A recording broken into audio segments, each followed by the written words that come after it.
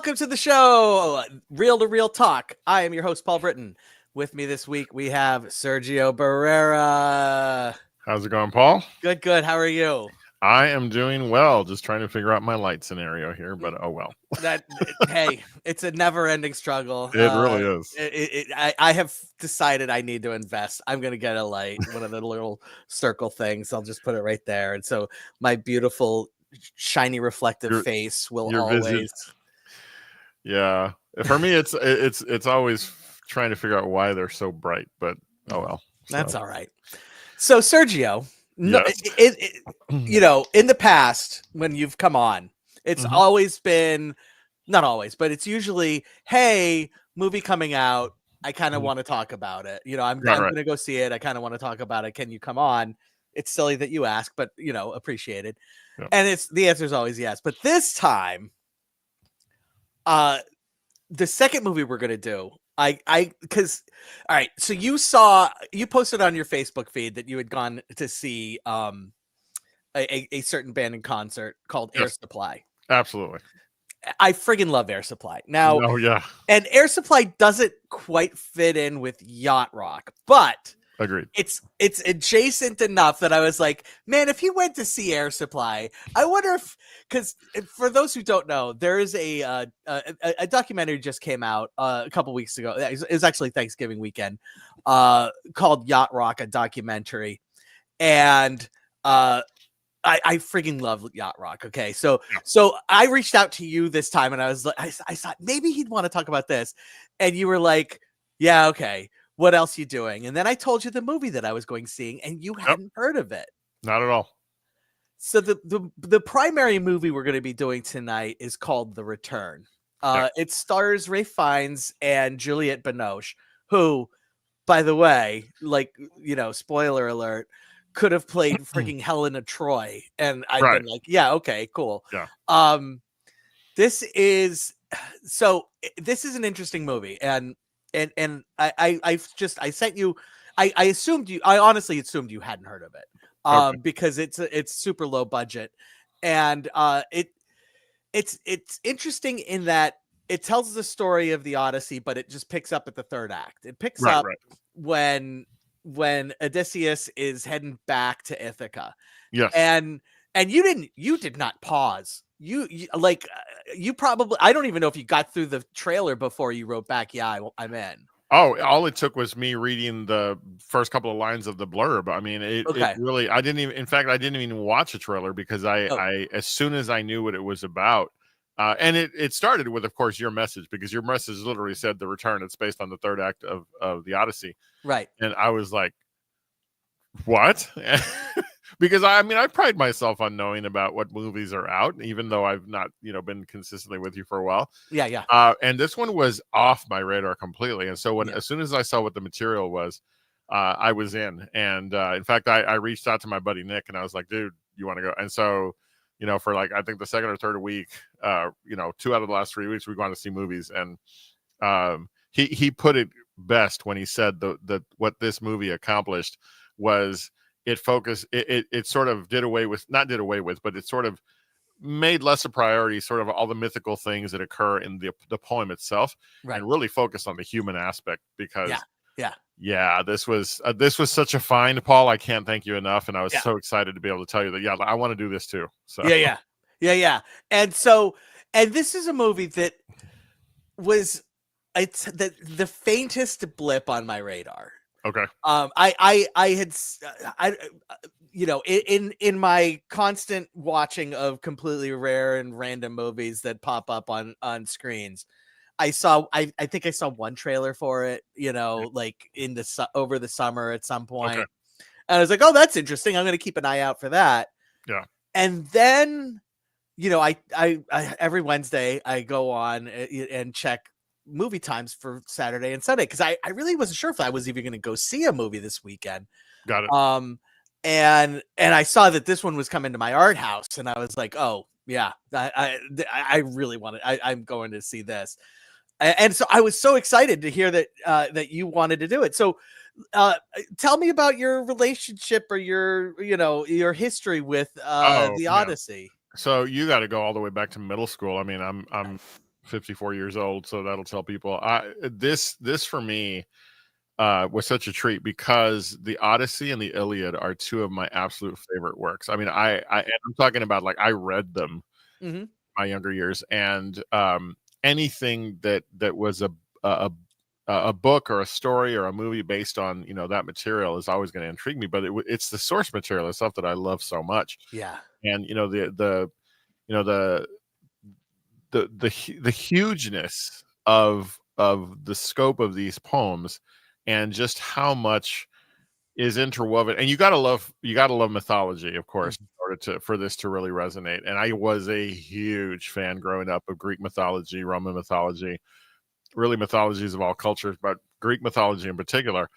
And I was always fascinated by the story of Odysseus because it was so fantastical, but also it was that longing for home. And then listen, one of the reasons I was so excited about going to see this movie, and you mentioned art house, I was actually surprised it was in the 4 theaters here in San Antonio that it was in. Oh wow. I fully expected it to be like a maybe 1 or 2 that are the movies that tend to do art house films. So it was not hard to find. I was so excited, and listen, those who know Homer know, those who know these poems know the story. To finally get to see a dramatization of the arrow and the axe heads, it's like, yeah, again, at the moment you said what it was about, I'm like, oh, I'm in. This is yeah, especially with the 3rd act. I mean, come on, that's where the story is. yeah. So. This was one that we did. I'm gonna say my sophomore year of high school. Yeah, though I could be wrong. And yeah, I mean, I read it, and I'm like you. I was absolutely fascinated and intrigued, and I really genuinely loved it. And there were lots of people. This is one of those classics where kids groan and roll their eyes and get all curmudgeoned about having to do Odysseus, the Odyssey. right. And that was not me. I was like, this fucking rocks. This is cool as shit. I was a huge reader from elementary school on, and I loved it. And yeah, you're right. I know. I remember people being so burdened by this whole thing of having to go through it, and it's like, how do you not appreciate the places it takes you to? Right. And so, in fact, I didn't hesitate a bit after I was done with the film, going to my Kindle and just picking up copies. Nice. Just so I could read them again, because it's been a long time. I'll be honest, I have not read the Iliad, so okay, there was like some crazy like BBC adaptation that we watched, that same year, like and so like we read the Odyssey, we watched the Iliad, and then we read the Odyssey, and yes. Well, and then you got Brad Pitt. Yeah, no, that's true. Absolutely. No, absolutely. Are you kidding me? It's a fun film. Yeah. So here's the interesting thing. Yeah. Usually when we're talking about Greek myths in in film, mm-hmm. It's a production like you just referenced. Right. It's a big stars, very very akin to Gladiator 2. Sure. Where and like it's togas and it's it's big production. This is not that. No. At all. Not at all. At all. And it works as a low budget perfectly, because it just says, don't care about crashing on rocks. I don't care about sirens. I don't care about the Cyclops and the Cyclops. Poseidon. Right. Any of that. Don't care about which god he pissed off to be none of that. Right. This is a story of a man who is reticent to return home from war and stayed away in spite of the fact that he was king for an extended period of time. Yeah. And rumors of him, taking up company with another woman somewhere, not sirens, not, it was PTSD. Yeah. Yeah. And I love that. I Yeah. loved that they removed the epic feel of it Yes. to just get to the humanity. I really was taken in very quickly by the humanity of it, like you just said. The overall feel of the film itself was so. I mean, you could feel that Ray Fiennes is what you and I, one of our favorite actors, I For know. sure. Yeah. And what he did in this film to convey this broken individual, Yeah. and it was so beautifully done in how the people on the island were telling stories about Odysseus, and and how he was like, none of you understand and know what that experience did to me. Yeah. And it's not an original story in the sense of, we have seen other films that tell the story of people who have suffered in war and combat and what it does to them. And Sure. this is an element of the story. If you think about the original work, none of that is present. No. There's absolutely no, Nope. leaning into by Homer about any of that. It's all about the hero and the glory, and all of the even the resolution of the poem itself in terms of what happens. It's all about, this is a hero returning home, and this film doesn't give us that spin. I think it gives us a more realistic spin of what it must have been like. You know what I'm saying? For sure. Yeah. And if you buy into the idea that Odysseus was a real person, right, and, right, and that sort of thing, and and the suitors, all of these disgusting people sitting on the steps, oh man, sitting on the steps of Penelope's castle, and the complexity that the son has in trying to understand that he has a father somewhere, but he's grown up, and and just the absolute refusal of Odysseus once he realizes he's back in Ithaca to step up and this is not, Penelope doesn't recognize him, and so he has to go through trials. It's literally like he is unrecognizable, right, because of what he's gone through, and he needs to build himself back up. One of the most awesome aspects of this film for me was how much I wanted it to be a shorter movie, because I wanted him to get to it, because that's what one comes to expect from this character. But the beauty of it is how reluctant he is. I mean, you can't have him all of a sudden at the sighting of his son, for instance, go, okay, now I'm gonna be the hero. It takes the full length of the film for him to and so I loved how my own instinct for the story was fighting against this story, and yet enjoying every second of it. And the best part about it is that if this were just a standard adaptation of the Odyssey, right, this movie this part of the movie that it was 2 hours is probably the last 15 to 20 minutes of a 2.5 hour movie, where he comes back and he's swashbuckling, and it's just like it would just feel super formulaic. Mm-hmm.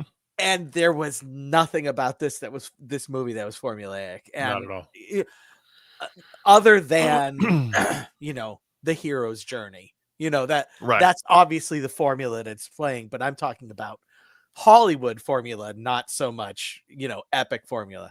Right. I'm completely listening to you, but I'm also I had to look up the director, because this movie was so beautifully put together. I know. I mean, I'm also curious to know who the cinematographer was. The director hadn't done anything. No, anything. No, he, in fact, he's only. I mean, he was this was his fourth movie. Right. Yeah. Exactly. And as a director, it's so gritty. It is so gritty. But when I look at some of his filmography as a producer, or in 1986, the third assistant director of The Mission, which is one of my absolute favorite movies. Okay. It totally makes sense to me. Okay. Given what you see on screen in this film, because this is all about the landscape. This is all about those quiet moments and those little images. And it's, I mean, you can see in this film a lot of other things that he's done. Although I find it really hilarious that he was a producer of The Full Monty. So but just a wonderful eye for the whole view, the whole the looks of the film, but also such a great feel for storytelling and how to manage your actors in a way that I wasn't there, but it felt like he just got out of their way, right? And let them pull this off. And can we just real quick, Binoche, come on.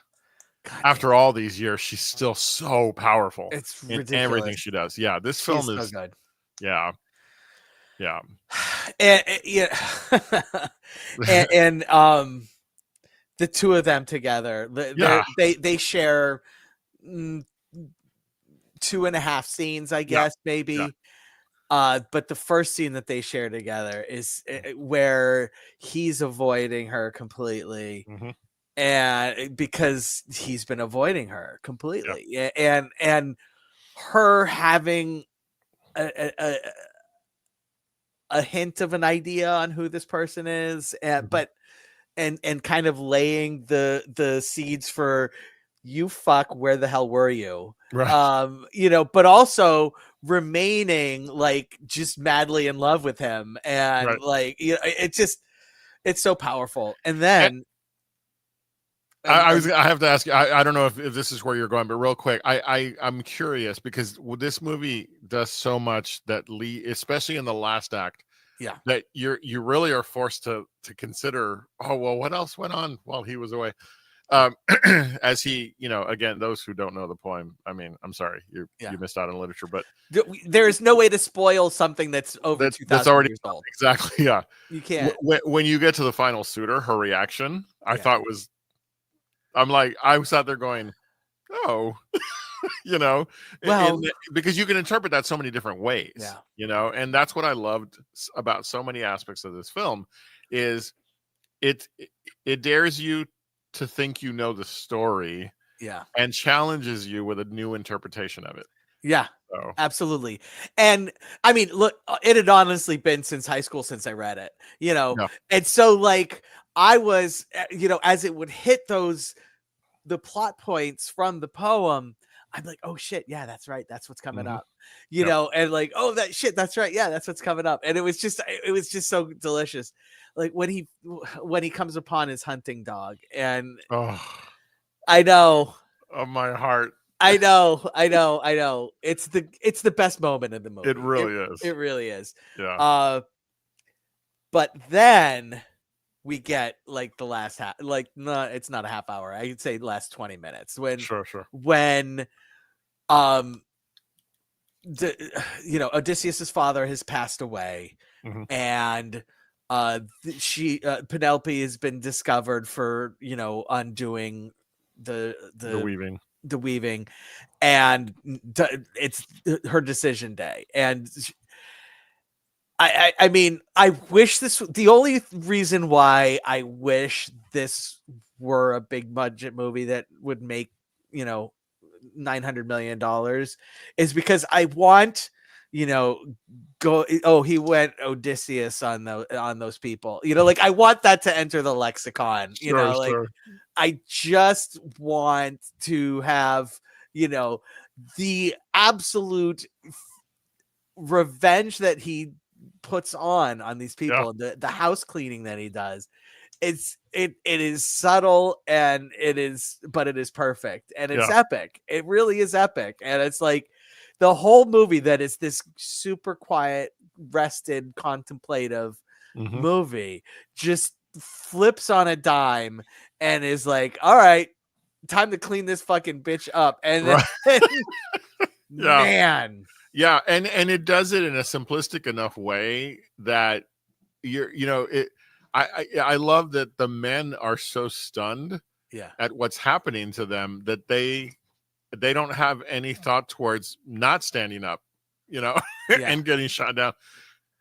I love that they didn't overproduce that segment. Yeah. Even when he goes down to his final arrow, there was a big deal made about how those sequences, those last 3 arrows, were filmed. I love that it didn't have this big action movie feel, but instead it was just him on a mission. Yeah. And the guys being so out of sorts, like, what has happened? And then they're dead. Yeah. And there's still more of them, but he doesn't need an arrow, Yeah, So, exactly. When he strings that bow, yes, it's like, oh my God. Yeah, Are you kidding me? The way this movie's put together, and I was going to say this earlier, you felt the 20 years away that he's been away. You felt the stress of that in all the characters. You felt the pull of that string and the fact that he knows his own bow and how it has to be heated and the strain it's all very subtle. Yeah. From a filmmaking standpoint, and that's the beauty of it. This story can be loud, and that's not what this movie is. And I love it because it allowed you to feel it, I think, much more. Yeah. And Ray Fiennes is fucking jacked, yo. Yes. Holy. The last conversation point Nick and I had was like, and what about Ray Fiennes and his physique? Oh my God. Like I want to know the order in which he filmed the Conclave versus this, and like, did he finish the Conclave and was like, all right, I gotta get jacked, or did he finish this and was like, all right, good thing I'm wearing a robe because I'm just fucking yoked, and so oh man, and then he had to put some work in because for sure. This is a guy who just continues to surprise me in the roles that he picks and the things that he does, and it's like he's ageless, like he's just really, really amazing. All right, so we're at the end of our love fest. We gotta find some tacos. So here at Real Talk, we do tacos instead of stars. And if we feel like a movie deserves a little bit of extra something, we will slap on the guacamole instead of doing half a fucking taco because nobody eats a half a fucking taco. So, Sergio. For the return? For the return. Where are you? So, okay. I loved everything about this film. Yes. I walked out of the theater knowing that as soon as it's available on digital, I'm going to buy it. Yes. I'm going to rewatch it. Yes. It stands up on every aspect of film for me. Yep. Will Jen watch it with you? Probably. Okay, cool. It passes that test. Just because it made me feel so amazing because I loved it so much. It's, for me, 5 and guac. Yeah, it's 5 and guac. Absolutely. Absolutely. For me, it's the perfect movie. Yeah. This is I've seen a lot of movies this year. Not remotely as many as I saw the year before, but I have seen a lot of movies, and it's been a pretty weak year in movies. And I gotta say, this was definitely one of the better ones I've seen, and I'm going 5 also. I'm not giving it guac, but I am going 5. This is a 5 taco movie. Like it's so good. It's just it's everything. No complaints, no notes, just absolute. I love it. I love what they did. They made a decision. They went with it, and it was great. Now, before and just to sort of, you've already landed the plane, but I have to say this. Okay. I love moments when you and I can simply gush on a movie. I know. And we get those opportunities so rarely over the course of the time we've done this. And I don't think I could think of 5 movies that we've done that to. We could come up with 5, but but they really are spread out. That's for sure. Yeah, like Oppenheimer is one for sure that we sure. Yeah. I'm just really happy that you agree, because God, I love this. I love the treatment.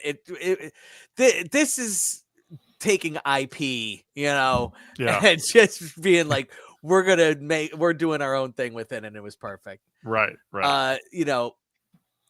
Now, okay, we're gonna move over to Yacht Rock, a documentary, and I did not misspell it. That is how it's spelled. It is. It is spelled. But before we do this, hold on. Okay. Oh, he had a plan. Oh, nice. Okay. I gotta get in a costume for this one. Oh my god, that bravo, sir. Just for you, Paul. I love it. Oh my god, I am so happy. I, that is staying on. All right.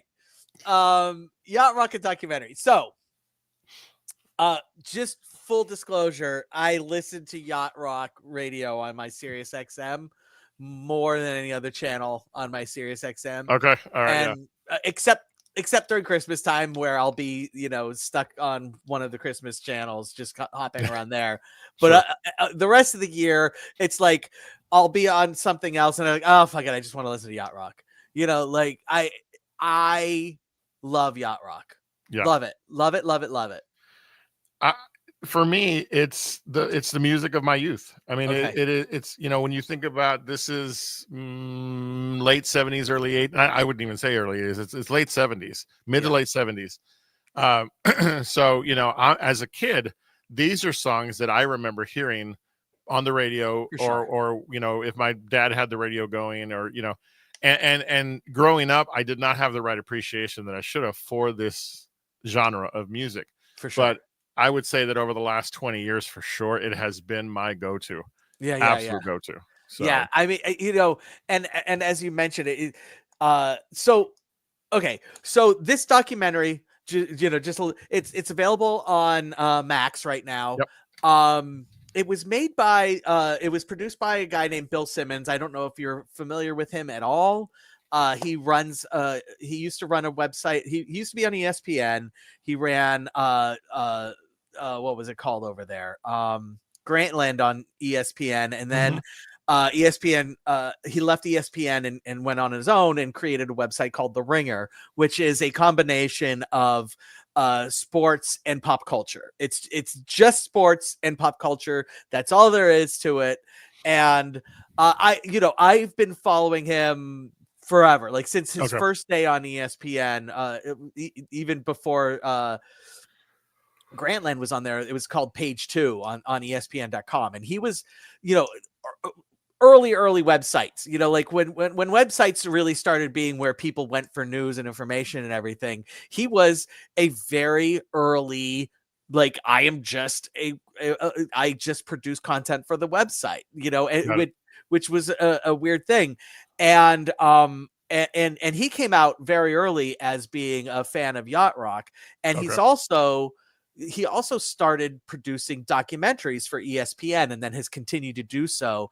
Once he left ESPN, he started doing not just sports documentaries, but also music documentaries. And so this is an installment. That's sort of how I found out about it, just, being on the Ringer and listening to a bazillion Ringer podcasts. For example, the movie podcast that I make reference to whenever we're talking about like any of our Oscar conversations and stuff, it's always I'm making reference to a podcast that you would find on the Ringer.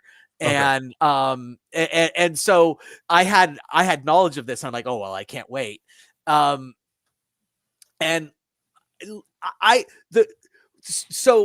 did you know that this was coming out when I reached out to you? Were you aware of it at all? I was about a few weeks before. Jen had shared with me that it was coming out, and it's because she knows how much I love documentaries, but she also knows that one of the documentaries I'd recommended to her was another one of Garrett Price's, Woodstock 99. Okay. And so yeah, we both go down the rabbit hole of documentaries together, especially music ones. Yeah. And so she had sent it to me, which is why when you asked me, hey, what do you think about Yacht Rock? I was like, enough to see the documentary. And so, because I knew that we were going to that weekend. And so, yeah. And so I don't even know where to take this, because like this was a collision of just so many things that I love coming together. I love documentaries. I love Yacht Rock. The thing that I learned was, and I had no idea. And growing up, I was never big into R&B, rap. Right. That just wasn't where I was, musically a lot. But I would also be kind of aware of the fact that there would be R&B and rap songs that would sample some of my favorite Yacht Rock songs. Sure. And I always assumed, like, I just made the assumption that it was sort of like a tongue-in-cheek, like, isn't this funny? Yeah. What I learned from this movie, from this documentary, and from Questlove and who Thunderdog, is that the Thundercat? Yeah. Undercat. Okay. Undercat. What I learned from this documentary is no. Mm-mm. That Yacht Rock musically is actually extremely progressive. Was extremely progressive for its time. Yep. And that Steely Dan was like, cutting edge of music at the time. Right. And that, if you went into Harlem or whatever, any sort of predominantly African American neighborhood in the late 70s, early 80s, there was a pretty good chance you were going to hear some Yacht Rock. At the time, it would have just been called soft rock coming through the windows. Right. As much as Grandmaster Flash and whatever else might have been going on at the time. Right, absolutely. And that was what I found so awesome about the documentary, is how it captured the fact that this genre called Yacht Rock, and I love how, I now want to go back and watch the web series where the name came from. Yeah. But it was heavily featured in the film. Blair mentions it, by the way. Did either of you see the fake VH1 behind the music on Yacht Rock? Blair, interestingly enough, I know what you're referring to. They actually make reference to it in the movie. And it wasn't VH1 behind the music. It was just a couple of guys that got together. This was before YouTube. Got together and made a bunch of these, web videos at the time about the history of Yacht Rock. And it wasn't on VH1, but and that coined the term Yacht Rock. Right. And the clips from that show look pretty funny. And it's so funny. At some point, Jen and I are going to watch it. But so funny. No, the thing that I loved is just how, because as someone who rediscovered the genre, I guess is the best way to describe it, in the last 10 to 20 years, it's nice to know that that's how it's been viewed. Because I remember when Warren G came out with Regulate, and I remember thinking to myself, what have they done? Like, I know this riff well. It's one of my favorite songs. Right. And yet I loved learning how well respected the artists from this genre are, that artists of that type. Because I mean, I think they even said it in the show, Warren G leads to Dr. Dre, leads to, many of your rap artists that of their time. And they pull from this music. Yeah. And it's out of respect. Yeah. And I loved learning about that and how they viewed it. Thriller was a Toto album. Who knew? Yeah, no, seriously. Well, and not only that, number one, the guys that Steely Dan become Toto, they're all intermixing through all of their work. Right. And then you come to find out that Michael McDonald, he's the Kevin Bacon of the music world. For sure. Because so I already, Susan and I have a running joke at how often we will hear a riff and go, that's Michael McDonald. Yep. Whether it's with James Ingram or, Kenny Loggins, you name it, yep. And then when they actually kind of showed the map in the film about Michael McDonald, I think he's pretty much the god of Yacht Rock. Yeah. It was just really interesting to see like how you don't have to be deep in it to already know this, just because you have an appreciation for the music. Right. And so, the bands that were listed, I completely put a playlist together after the movie was over. Awesome. And so I'm revisiting, Steely Dan. Toto has been one of my favorite bands forever. Yeah. McDonald is like, he's the sound of my, like I said, of my growing up. And I'm also a big sucker for a good breakup song. And that's what a lot of these are. Yeah, for sure. So, for sure. Yeah. And like, and to see that, the jazz musicians that from the 70s slowly move into this thing, like Dobie Gillis and stuff. It's just like, man, this is all the music. And Blair actually is the one that introduced me to the that web series. Nice. Years and years and years and years ago. and he mentions that they were all session guys. I Yeah. mean, some of those guys on Toto said they've been on over 3,000 records. Like that is crazy. Yeah, Steve Lukather, the Picaro, all those guys I know. are on so many albums, and I knew this. Yeah. And so it was one of those this documentary, and I'm so glad that we're 2 for 2 this week in terms of having absolutely loved a product. Yeah. This was such a celebration. Yeah. Of the kind of music that these days, I get sort of teased by my siblings because I love this music so much. Yes. But then they grudgingly admit that, yeah, I do too. It's just such a fantastic celebration of a genre of music that was so influential. Yeah. And even after it lost its momentum, still keeps cycling back. I'll go to this reunion tour if there ever is. You know what I'm saying? For sure.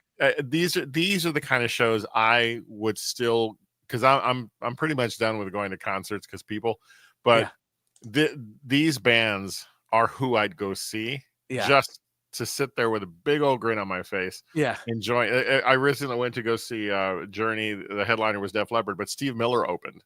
Okay. And while he's not Yacht Rock. No.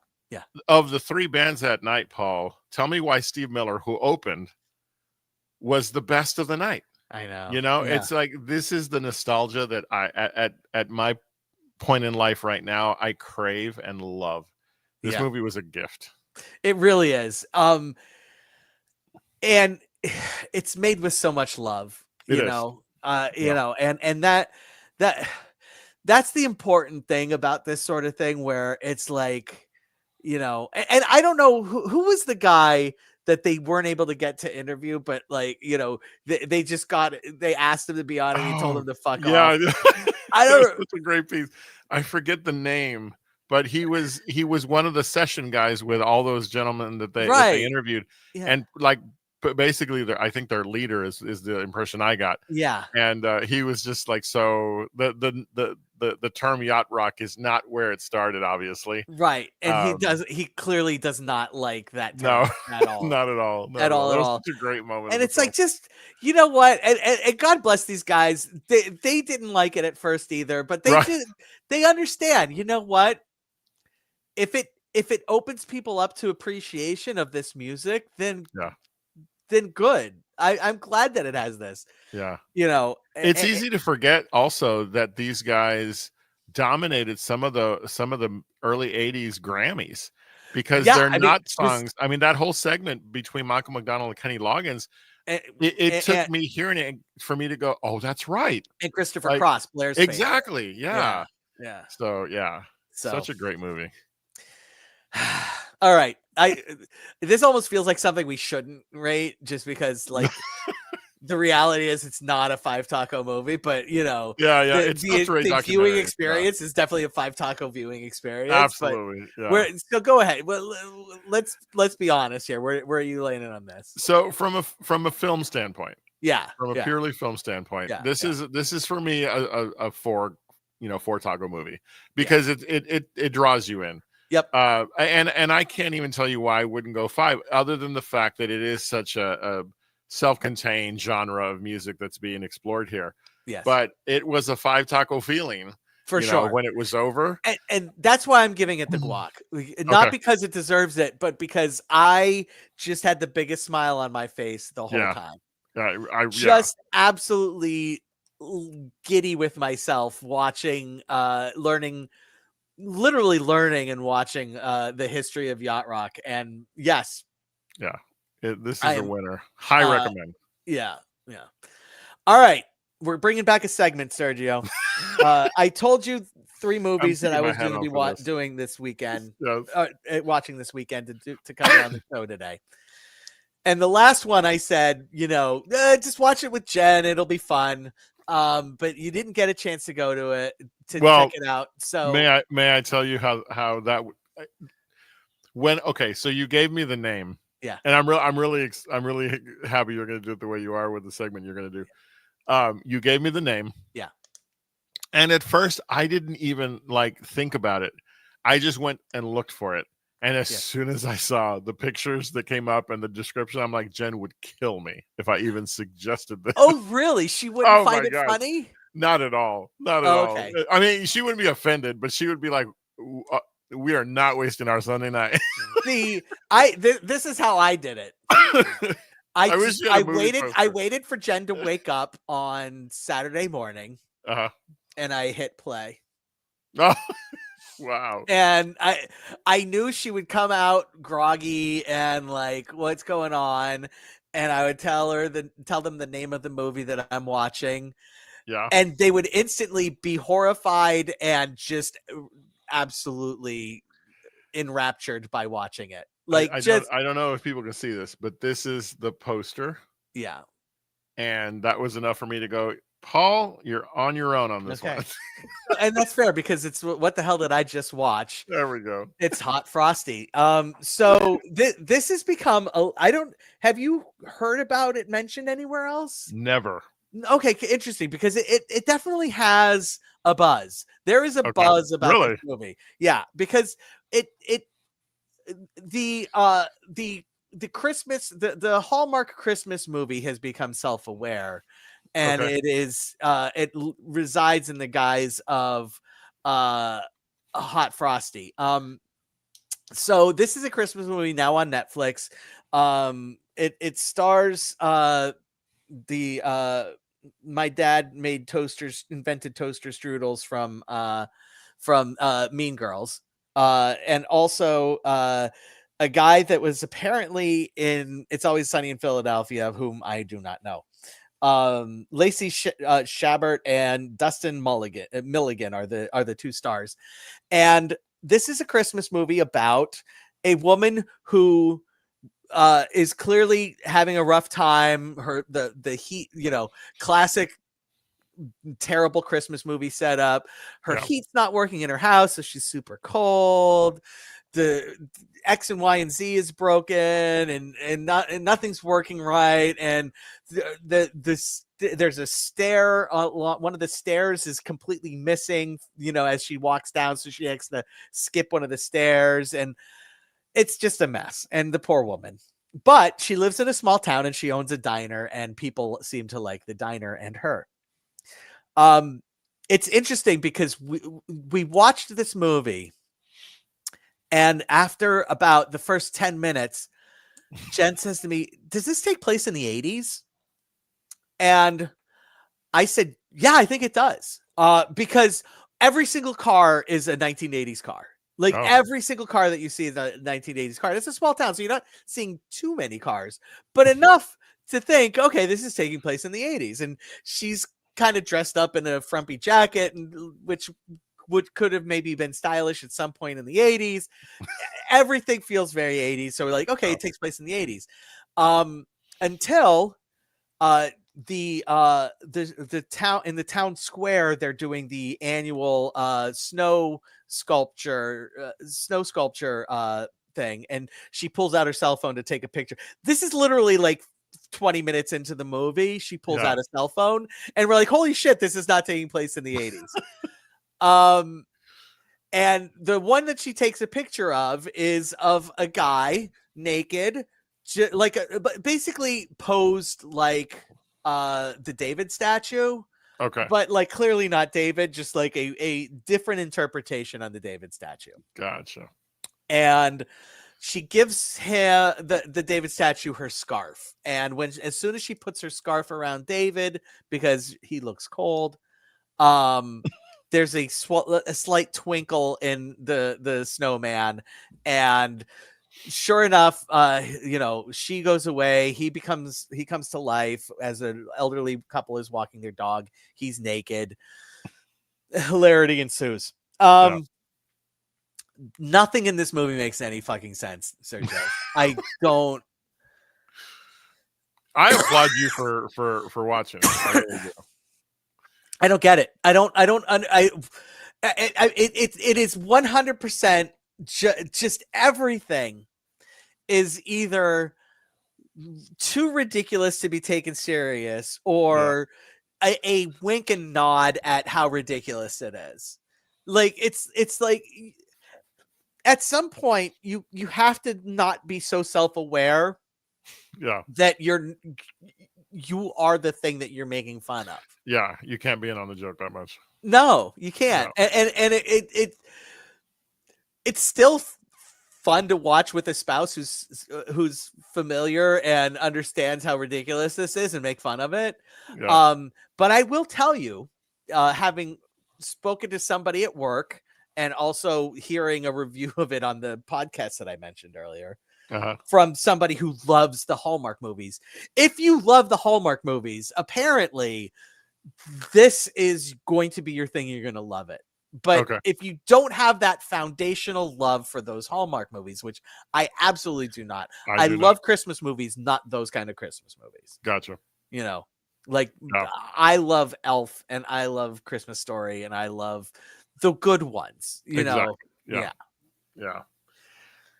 I had a feeling this was going to be the direction that you were going to go just by seeing the poster. By seeing the poster. It's so ridiculous, Sergio. Yeah. It's so ridiculous. And in classic what the hell did I just watch fashion, I am not giving it a rating. So. Yeah. Hey, listen, if we've learned anything doing this over the years that we've done it, it's that there's always going to be a miss. So, yeah. And God bless people who like it. This has an audience. I am not it. That's all there is to it. Like, it makes you wonder though, like who is the audience? Because people who love the Hallmark movies. Right. And by the way, sure. They make a bazillion of those Hallmark movies, so it has an audience. Absolutely. You know? Yeah. Absolutely. And the audience, by the way, the audience has found it. Yeah. The audience has found it. Well, hey, it's 92 minutes, and so it goes pretty quick. It does go by pretty quick. And it is super obvious and blatant, and that's fine. Yeah. Well, so we are you going to Craven this weekend? I'm gonna try. It's not as clear that I'll make it to that like it will be for Nosferatu, because I'm happy to share that Jen herself, before I even brought it up, was like, "Do you want to go see it?" I'm like, "This is my wife asking to go see this vampire movie. Hell yeah!" So yeah, that's it for sure. But this weekend, some things have come up. I'm gonna try. Okay, but I'm not quite sure. Great. If you don't, hey. I'm going to be here next week talking about Craven and whatever other art house flicks happen to come to my local theater this weekend, if any. So, hey, this is Real Talk. I'm your host, Paul Britton. Sergio Barrera, godfather of the pod. It's wonderful to have you on, sir. It's always great to be here, Paul. Thank you so much for always being so gracious to welcome me back. Oh, you are the gracious one for letting me keep the studio warm for you. Indeed. Hey, can you close us out for me? Absolutely. To all of you out there, we thank you so much for being here tonight. Continued success, Paul, going forward. But we remind you, as we always do, that you are awesome, you're amazing, and the world's a better place because you are in it. For sure. Go out, go see some movies. Indeed.